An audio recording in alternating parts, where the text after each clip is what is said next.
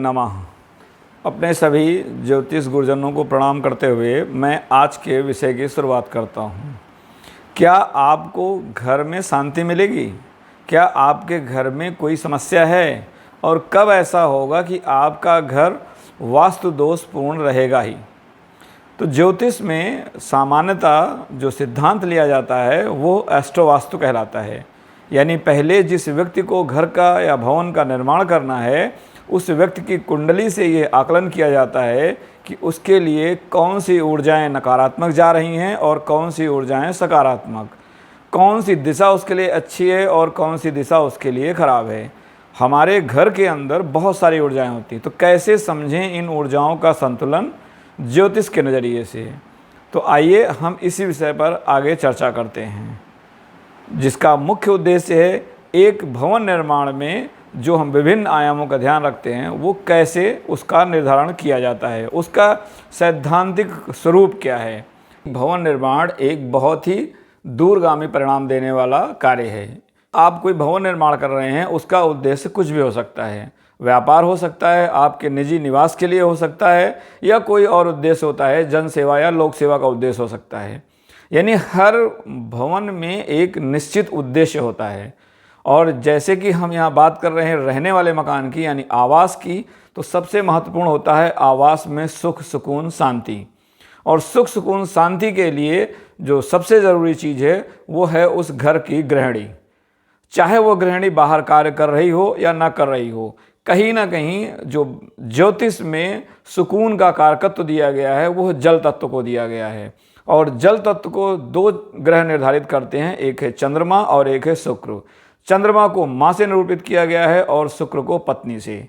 यानी यदि आपके घर में ये दो व्यक्ति सुखी हैं, इन दो व्यक्तियों में सामंजस्य है, इन दो व्यक्तियों का आचार विचार संस्कार सही है, तो आप चाहे जिस आफत से गुजर कर आएँ, आप कभी भी परास्त या पराजित महसूस नहीं करेंगे।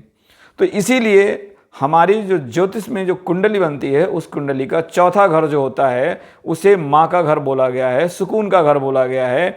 और अगर हम कहीं पर भी देखें, किसी भी जगह की देखें, तो वो स्थान जो आपका, जैसे अगर मान लिया व्यवसाय की बात करें तो जो कार्यालय है वो आपके दशमांश कुंडली का चौथा भाग।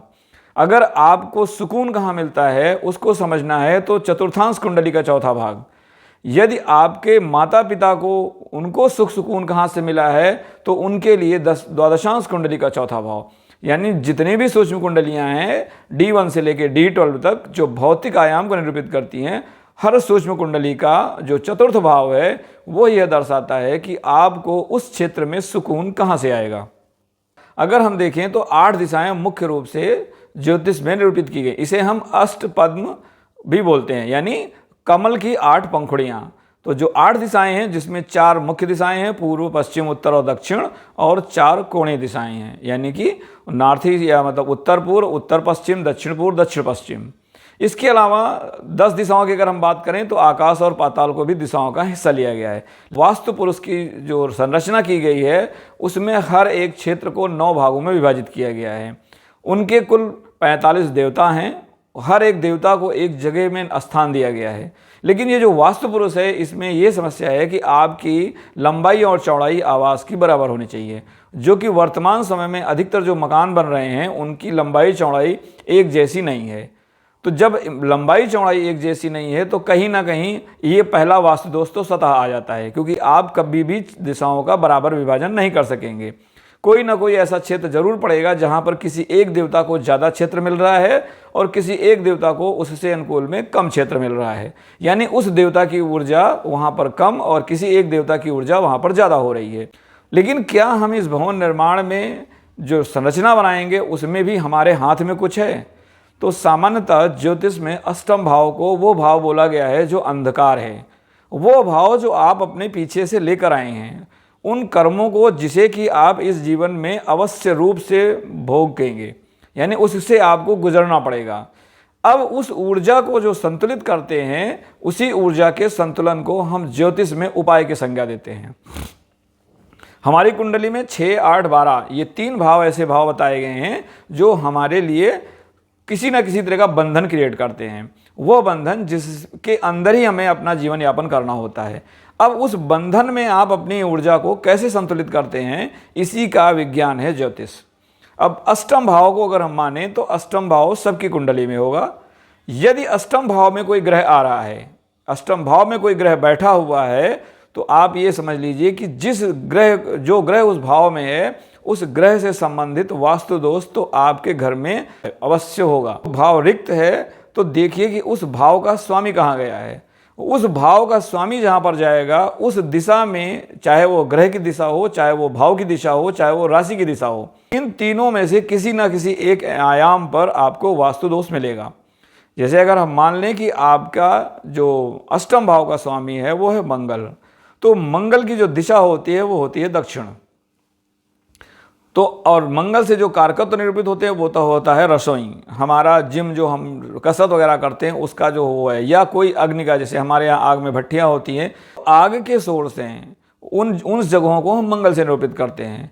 अब मान लीजिए कि आप मंगल अगर अष्टमेश है, मंगल जो है दूसरे भाव में गया हो जो उसके सामने की राशि है, यानी तुला राशि में।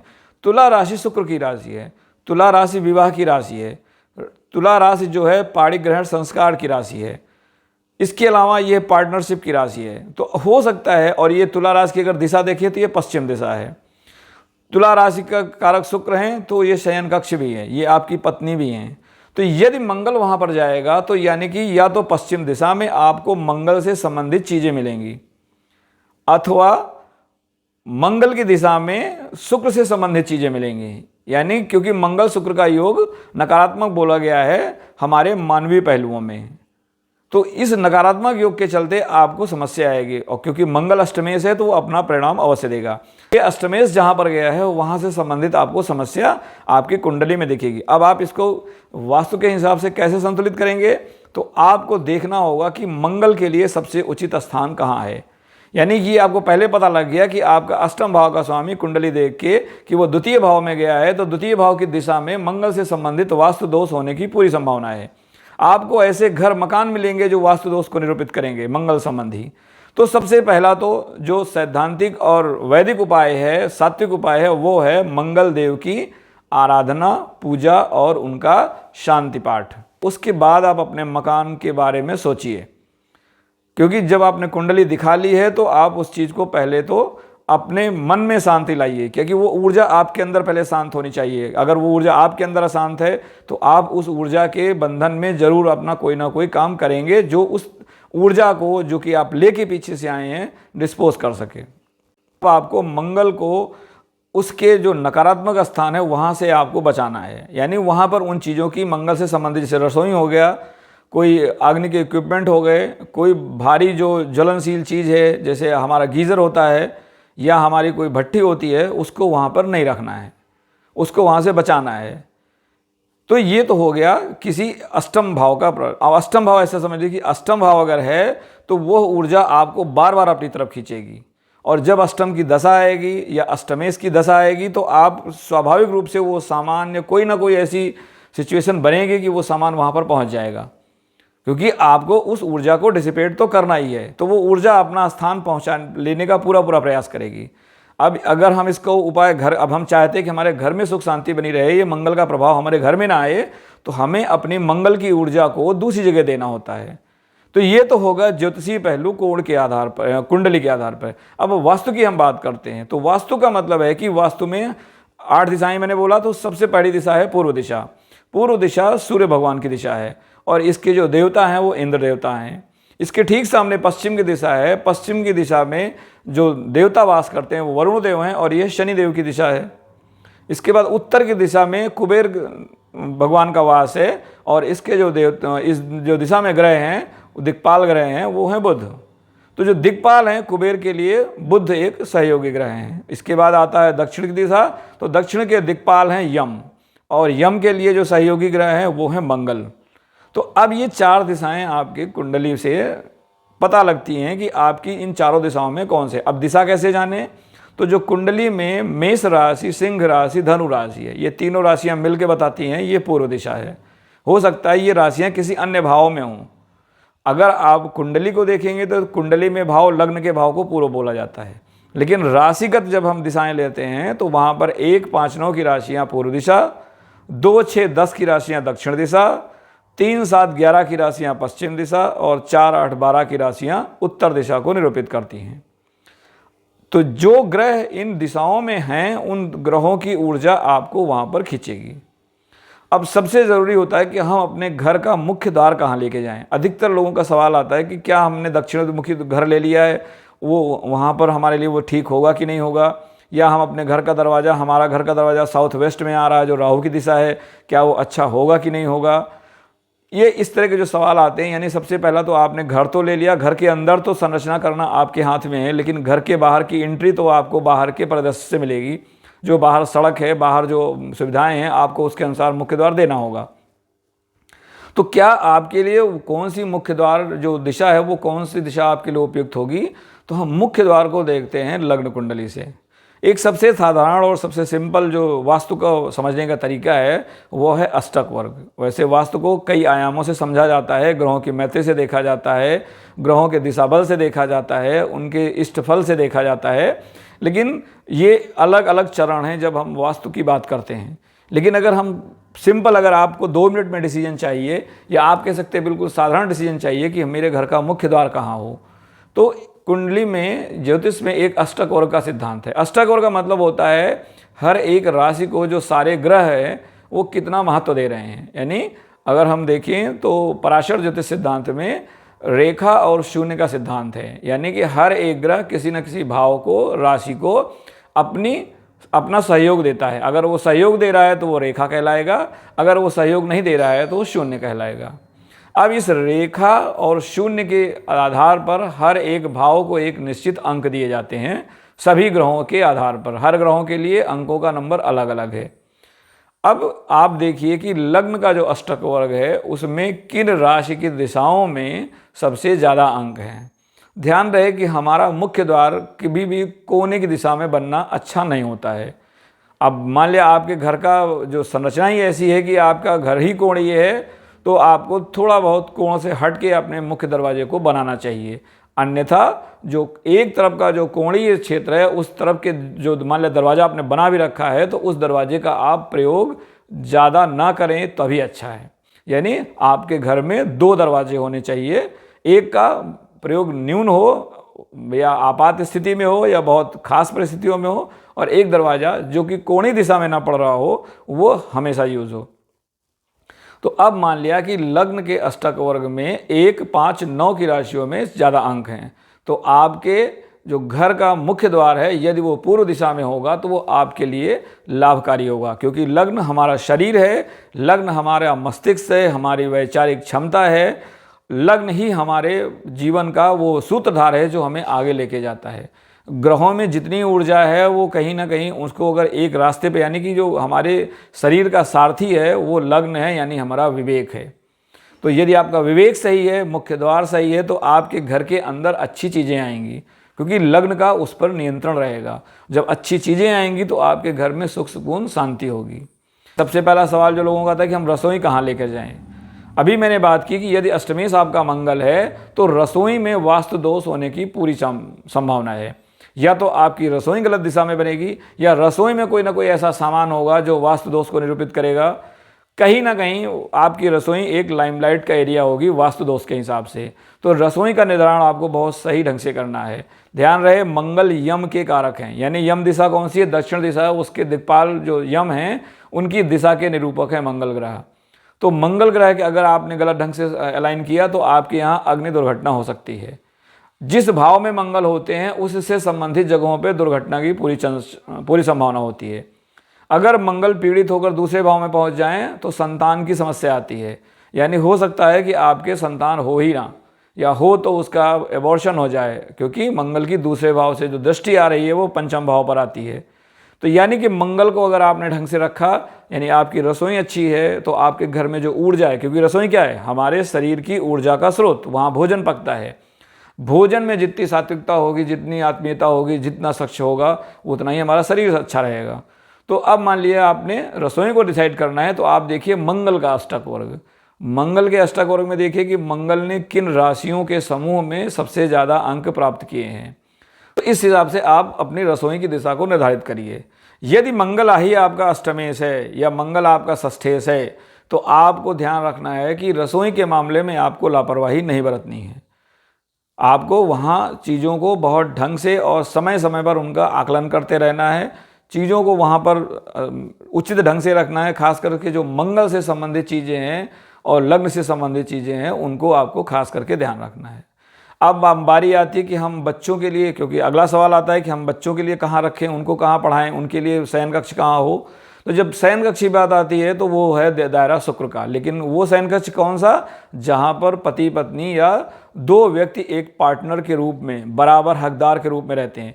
लेकिन बच्चे तो आपके घर का हिस्सा हैं, तो उनका जो शयन कक्ष होगा या उनका जो स्थान होगा, उनका पढ़ने का स्थान होगा, या आप कहाँ पर कापी किताब रखते हैं घर में अपने, आप पुस्तकें कहाँ रखते हैं, तो उसका स्थान बुध देव के अष्टक वर्ग से निकलता है। ऐसे ही आपके घर में शयन कक्ष यानी आप पति पत्नी कहाँ रहते हैं, क्योंकि अधिकतर अगर बात बच्चे की आई है तो बच्चे से पहले पति पत्नी आते हैं। उनके बीच में अगर सामंजस्य तालमेल की कोई कमी समस्या आ रही है तो आप देखिए कि आपका शुक्र का अष्टक वर्ग में जो अंक मिले हैं, क्या आपने शयन कक्ष को उस दिशा में ले गए हैं या आपने उसके विपरीत दिशा में शयन कक्ष बना रखा है। सामान्यतः अगर आपके कुंडली में शुक्र अच्छी स्थिति में है तो आपका शयन कक्ष स्वतः ही उस जगह जाएगा जो शुक्र के लिए सबसे उचित स्थान है। लेकिन यदि शुक्र पीड़ित हो रहे हैं, शुक्र ही अष्टमेश हैं, शुक्र अष्टम भाव में है, शुक्र अष्टमेश से युत हैं, तो कहीं ना कहीं जो आपका शयन कक्ष होगा उसमें कोई ना कोई वास्तु दोष की संभावना बढ़ जाती है। यहीं पर आपको ज्योतिषीय परामर्श की ज़रूरत है, अन्यथा ग्रह अपने आप आपको अपनी जगह पे लेके जाएंगे। तो समस्या कहाँ संभावित है उसको समझने का जो आधार है वो है कुंडली। तो जब आप घर का निर्माण करें, यदि आप पहली चीज़ तो अगर वेदांग पर आप भरोसा करते हैं, ज्योतिष पर या इन ऐसी विज्ञान पर अगर आपको भरोसा है तब तो ठीक है, क्योंकि जब तक विश्वास नहीं है इन पचड़ों में किसी को नहीं पड़ना चाहिए, क्योंकि विश्वास के आगे ही उपाय है। यदि आपको विश्वास डॉक्टर पर नहीं है तो दवा आपको नहीं फ़ायदा करेगी। यदि आपको विश्वास अपने माँ बाप पर नहीं है तो वो चाहे आपके लिए जो कुछ भी ला के दे दें, आपको हर एक चीज़ में शक जाहिर होगा। तो जब तक विश्वास नहीं है तब तक आपको किसी भी मार्ग पर नहीं चलना चाहिए। तो पहली चीज़ है कि आपको वेदांग पर विश्वास है तब आप जाइए। लेकिन घर बनने के बाद वास्तु दोष का निराकरण करना बहुत मुश्किल कार्य है, और घर बनने के पहले अगर आप वास्तु का संबंध करते हैं तो हो सकता है कि आपके कुछ आयामों पर नियंत्रण किया जा सके। कुछ ऐसे आयाम होते हैं जिन पर नियंत्रण करना बहुत ही कष्ट होता है, बहुत ही कठिन या दुष्कर कार्य होता है। उसके लिए बहुत से पहलुओं पर आदमी को एक साथ काम करना होता है। अब मान लीजिए कि यहाँ बात हो रही थी आपके कौन से कर्म बंधन है जिससे आपको वास्तु दोष मिलेगा। तो मैंने बताया मंगल का उदाहरण दिया। अब मान लिया यहीं पे शुक्र हो तो शुक्र देव जो हैं वो उनकी जो दिशा है हमारे यहाँ साउथ ईस्ट है। तो आपको देखना पड़ेगा कि आपकी कुंडली में शुक्र ग्रह किस राशि में है, किस नक्षत्र में है। उसके आधार पर आपको उनकी देवताओं की पूजा और शांति करवानी होगी, और आजीवन शुक्र ग्रह से संबंधित जो भी नक्षत्र हैं या जो भी देवता हैं उनका आपको बराबर स्मरण पूजन पाठन करते रहना पड़ेगा। यानी आपको अपनी ऊर्जा को संतुलित करने के लिए शुक्र देव को सदैव मनाते रहना पड़ेगा। अगर आप लोकल भाषा में बोलें या कह सकते हैं जो शास्त्रीय भाषा में कहें, तो आपको उन देवताओं को खुश रखना पड़ेगा, क्योंकि उन्होंने आपने ऐसे कुछ कर्म किए हैं कि वो अष्टमेश होकर या अष्टम भाव में गए हैं। तो यानी आपके वैवाहिक जीवन में समस्या आनी तय है। अब हो सकता है कि अगर आप उनकी पूजा आराधना, उनसे संबंधित दान पुण्य करते हैं तो वो अपनी ऊर्जा को कहीं दूसरी जगह लगा दें। अब दूसरी जगह शुक्र कहाँ लगा सकता है? आपके पति पत्नी के बीच बहुत अच्छा संबंध बना रहे। हाँ, आपके घर में हो सकता है कि सुख भोग के साधन थोड़ा सीमित हो जाएं, क्योंकि शुक्र सुख भोग है। अगर कोई ग्रह आया है तो वो अपने हिस्से का तो माल आपसे लेकर जाएगा। अब वो कौन सा हिस्सा आप उसे देना चाहते हैं ये आपका विवेक यानी लग्न निर्धारित करता है।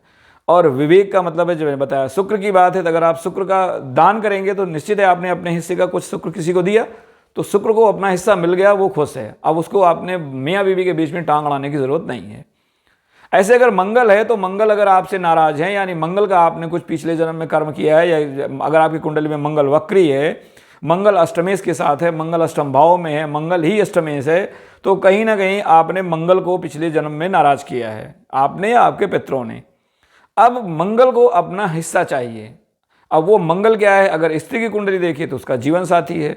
तो यदि आप अपने घर में रसोई को ढंग से बनाते हैं और मंगल देव की सतत आराधना करते हैं, उनकी पूजा पाठ करते हैं, जब उनकी दशाएं आती हैं उनका हवन यज्ञ करते हैं, दान पुण्य करते हैं, तो मंगल अपनी ऊर्जा को कहीं दूसरी जगह लेके हो सकता है चला जाए, आपको बुद्धि देगा, विवेक देगा।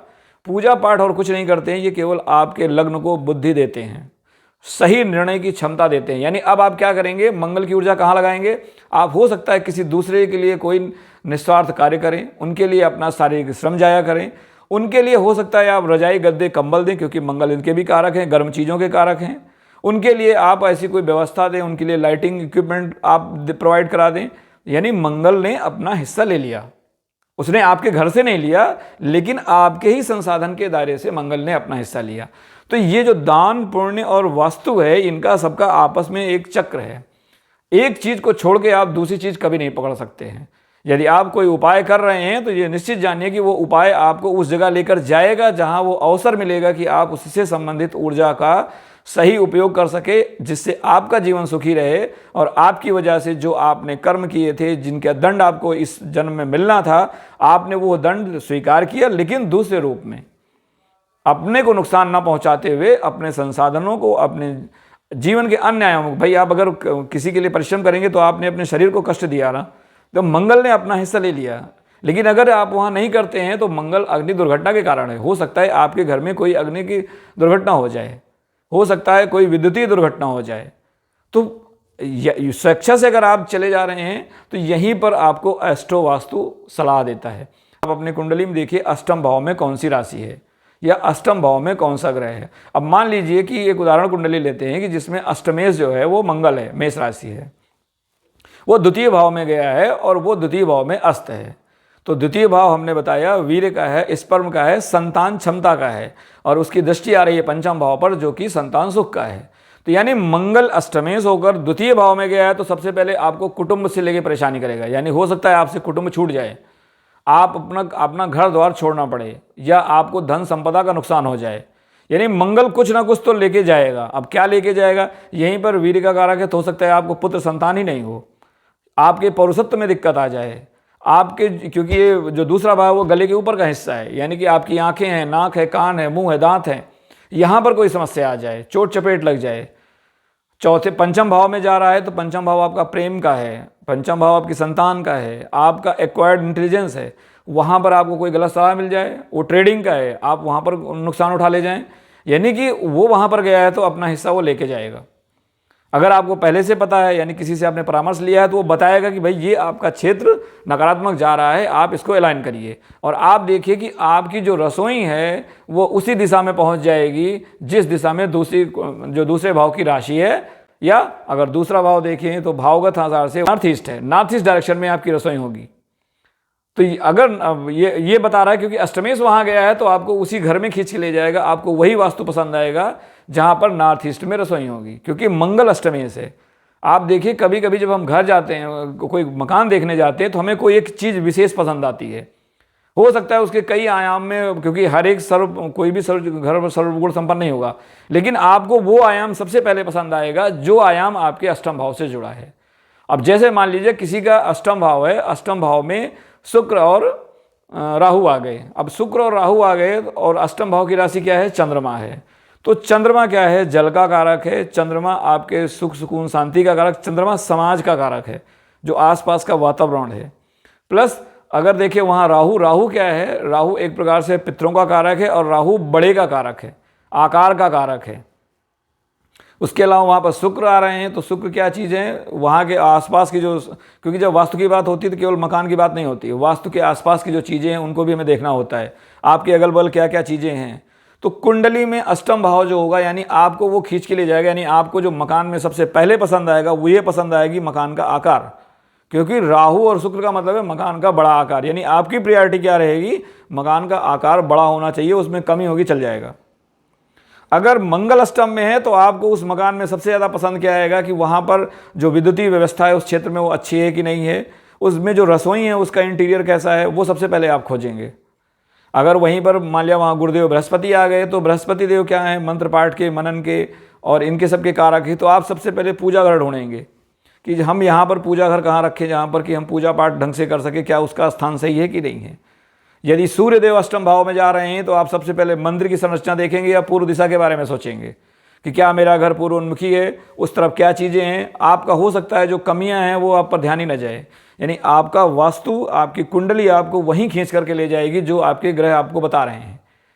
लेकिन यहाँ पर मार्गदर्शन केवल इस ढंग से बात करता है कि मार्गदर्शन अगर आप ले लेंगे तो वो ये बता सकता है कि जो आपकी प्रायोरिटी है वो क्या अष्टम भाव से जुड़ी हुई है या नहीं। अगर अष्टम भाव में किसी शुभ ग्रह की दृष्टि आ रही है या अष्टम भाव में जो ग्रह है वो अपनी मित्र राशि का है, तो संभव है कि जो आपका निर्णय हो वो नकारात्मक ना जाए, लेकिन उस क्षेत्र में समस्या आपको आनी तय है। अब यहीं पर जो समस्या है आप उसको अपने घर के वास्तु में दुरुस्त कर लीजिए और उसकी ऊर्जा को आप बाहर प्रयोग कर लीजिए, यानी घर में सुकून से रहिए और उस ऊर्जा को आप बाहर दे आइए। यही है एस्ट्रो वास्तु का सिद्धांत। अब इसके बाद बारी आती है कि जब हमने बात कर ली कि ग्रहों की, यानी मुख्य द्वार की आपकी बात हो गई, उसके बाद बात हो गई अष्टम भाव, यानी जो आपका निर्धारित कर्मदंड है, कर्म की बाध्यता है। ग्रहों की बात हो गई कि हर एक ग्रह क्या क्या निरूपित करते हैं। जैसे बुध देव हैं, आपके पढ़ाई का स्थान है, बच्चों का स्थान है, लाइब्रेरी है। शुक्र देव हैं, आपका बेडरूम है, आपका जो रिक्रिएशन रूम है, जहाँ पति पत्नी रहते हैं, जहाँ पर आप भोजन करते हैं, उसे भी शुक्र और चंद्रमा दोनों से देखा जाता है। चंद्रमा पानी के कारक हैं, अगर चंद्रमा धन के भी कारक हैं। अगर आपके घर में धन सुकून चाहते हैं तो फिर आपको देखना पड़ेगा कि आपके घर में जो जलाशय है, यानी जल जहां आप संचित करते हैं, पानी की टंकी इसका हिस्सा नहीं है। पानी की टंकी को हम शनि से लेते हैं कि पानी की टंकी एक भंडारण है, एक वजन है, भारीपन है, तो उसका जो क्षेत्र आता है वो शनिदेव से देखा जाता है। तो पानी की टंकी नहीं, हाँ, आप जो घर में पीने का पानी रखते हैं, आप सबके घर में कहीं ना कहीं पर पीने का पानी रखा जाता है। घर में ना कोई जल स्रोत होगा जो आप पानी पीने के लिए, जैसे हैंड पंप हो गया, आपका कुआं हो गया, आपका जो समरसेबल हो गया, ये दिखाता है उससे। शनिदेव भंडारण कक्ष है, आपका शौचालय है, आपका जो कचरे का पात्र कहाँ रखते हैं वो शनिदेव का क्षेत्र है। तो जैसे आप कचरा डेली हटाना चाहते हैं, वैसे ही जहाँ आपका भंडारण कक्ष है, अगर आप उसे साफ सुथरा नहीं रखते हैं तो आप देखिए वहाँ प्रॉब्लम आएगी। अब यहाँ पर जो कुंडली मैंने ली है उसमें आप देखिए कि जो संबंध बन रहा है वो संबंध बन रहा है सूर्य का अष्टमेश के साथ। द्वितीय भाव में अष्टम की अक्ष में सूर्य आ रहे हैं और उनके साथ कई ग्रह एक साथ हैं, शनिदेव भी वहाँ पर हैं। तो जो ये अब हम देखते हैं कि इस कुंडली में जो अष्टक का सिद्धांत है उसके आधार पर क्या वास्तु दोष है और कैसे आया। तो यहाँ पर हम जो कुंडली की बात कर रहे हैं, ये कुंडली जो है धनु राशि की है। अब धनु राशि की कुंडली में अष्टम भाव में राशि आती है कर्क की, और उसके अधिपति होते हैं चंद्रमा। चंद्रमा जल के कारक हैं, चंद्रमा हमारे सुकून के कारक हैं, चंद्रमा हमारे माता के कारक हैं। तो अष्टमेश चंद्रमा का बनना ये बताता है कि यह क्षेत्र आपको परेशानी देंगे। तो यहाँ पर हम जो कुंडली की बात कर रहे हैं, ये कुंडली जो है धनु राशि की है। अब धनु राशि की कुंडली में अष्टम भाव में राशि आती है कर्क की, और उसके अधिपति होते हैं चंद्रमा। चंद्रमा जल के कारक हैं, चंद्रमा हमारे सुकून के कारक हैं, चंद्रमा हमारे माता के कारक हैं। तो अष्टमेश चंद्रमा का बनना ये बताता है कि यह क्षेत्र आपको परेशानी देंगे। अब जहाँ पर अष्टमेश जाएगा, जिस भाव में जाएगा, जिस राशि में जाएगा, उस राशि के अधिपति और उस भाव में जिसके साथ उसकी युति है, यह दोनों आपको परेशानी पैदा करेंगे। तो यहाँ पर शनिदेव, यहाँ पर जो अष्टमेश चंद्रमा है वो शुक्र के साथ जा रहे हैं तृतीय भाव में, और तृतीय भाव में जो राशि है वो राशि है कुंभ राशि, जिसके अधिपति राहु और शनिदेव होते हैं।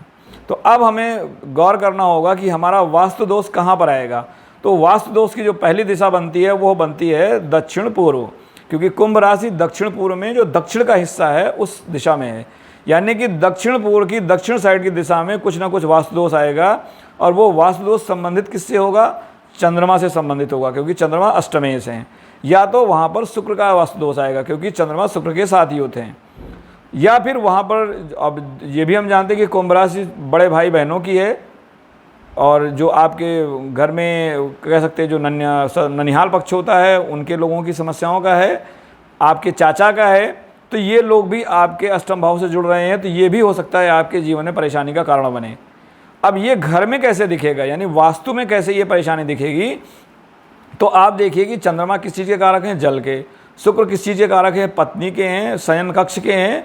तो पूरी संभावना है कि शयन कक्ष में, यानी शुक्र शयन कक्ष हैं, तो शयन कक्ष में पानी, यानी चंद्रमा से संबंधित, या चंद्रमा के जो और आयाम है, दूध है, वहाँ पर मतलब कोई जल का रखना, या कोई ऐसी चीज़ हो सकता है आप वहाँ पर कोई ऐसा पॉट रखें जहाँ पर पानी भरा रहता हो, यानी कुछ ना कुछ आप अपने शयन कक्ष में चंद्रमा के रूप में लेकर जाएंगे, क्योंकि वहाँ पर अष्टमेश की उनसे युति हो रही है। या फिर चंद्रमा का जो राशि अधिपति है वो है यहाँ पर शनि, और शनि सूर्य के साथ, बुध के साथ है, और उसने अस्त कर रखा है। बुध को आकार में छोटा बोला गया है, सूर्य को मंदिर बोला गया है, और जो ये दिशा है मकर राशि, ये दक्षिण दिशा है। और यहाँ के अब देखिए, यहाँ शनि अपनी मकर राशि उनकी खुद की राशि है, तो यहाँ पर शनि बली हो रहे हैं। दूसरी दिशा राहु की है, तो अगर हम राहु देखें तो राहु केतु अक्ष जो है वो बन रहा है आपका द्वादश भाव और षष्ठ भाव में।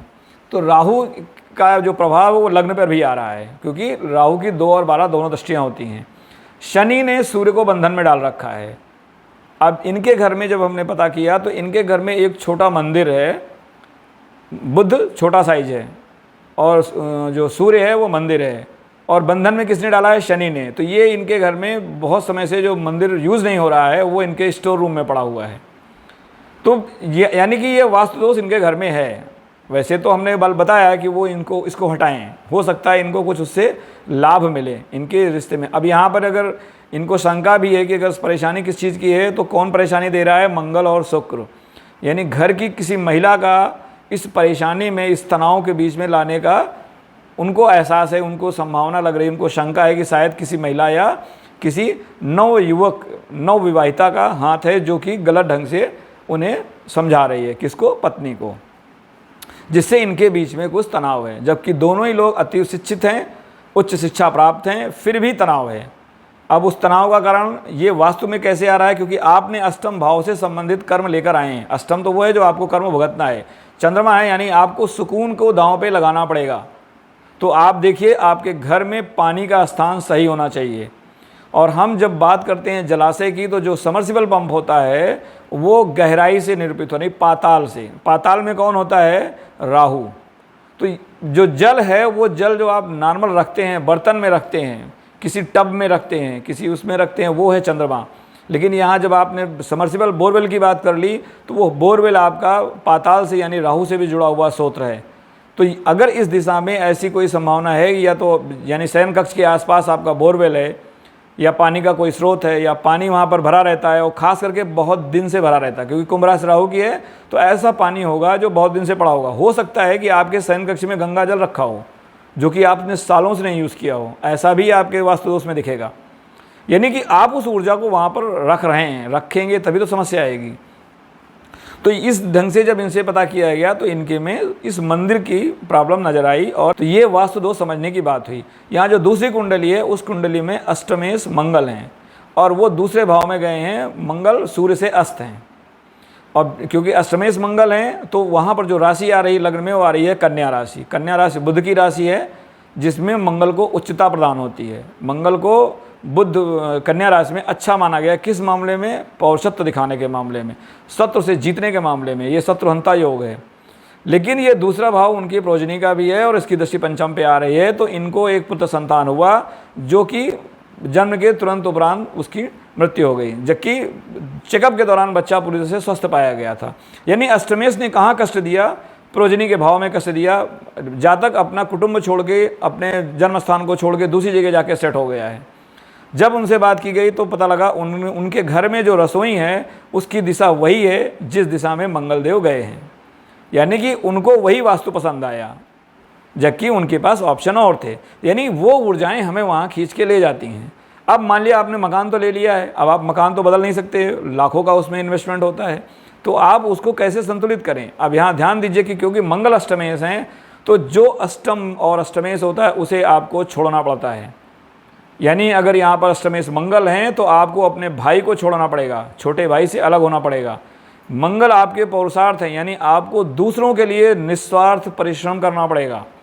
मंगल बिजली के कारक हैं, मंगल अग्नि के कारक हैं, मंगल गर्म चीज़ों के कारक हैं। आपको इन चीज़ों को दूसरों को देना पड़ेगा।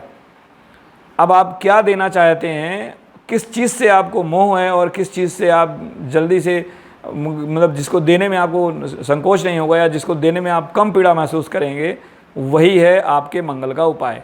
यही घर में आपके वास्तु दोष में है। यानी आप देखिए कि जहाँ रसोई है, वहाँ पर जो दूसरे भाव की राशि आ रही है, दूसरे भाव में जो राशि आ रही है वो तुला की आ रही है, तो आपको आपकी रसोई में शुक्र से संबंधित कुछ न कुछ चीज़ें ज़रूर मिलेंगी। अब शुक्र मैंने बताया दही है, खट्टी चीज़ें हैं, तो आपकी रसोई में खट्टी चीज़ों का ज़रूर ही भंडारण होगा, आप ज़रूर उसको वहाँ रखते होंगे। आप भले उसका उपयोग 6 महीने 2 महीने में करते हो, या आप हो सकता है कि अपने भोजन में दूसरा भाव हमारा आहार भी है, खाने का मार्ग भी है, तो आप हो सकता है कि खट्टी चीज़ों को बहुत ज़्यादा खाते हों या गर्म चीज़ें आप बहुत ज़्यादा खाते हों, दोनों ही हो सकता है, क्योंकि मंगल गर्म चीज़ें हैं और शुक्र भोजन है।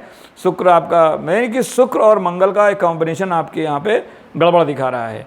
और शुक्र हमारे जो संतान क्षमता है उनके अंगों का कारक है। 7वीं राशि क्या है, जो हमारे पेट में जो गर्भ होता है उसका भी कारक है।